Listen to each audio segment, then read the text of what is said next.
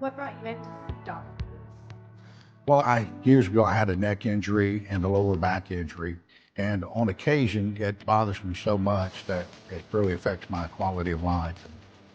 I was having a hard time playing with the grandchildren and doing day-to-day chores. And so I had to do something. Typical medicine, you have to jump through a lot of hoops. Historically, that's what I had to do in the past. You go through a lot of expensive examinations, and 3 or 4 months later, you might get the help you need.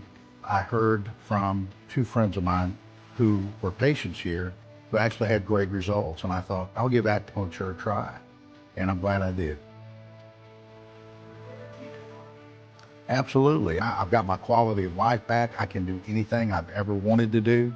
I have very little pain from time to time, but that's it. I mean, I can literally do anything I could do 10 years ago. So I'm very happy that I came here and had the experience. Would you recommend Dr. Gibbons and her staff to others?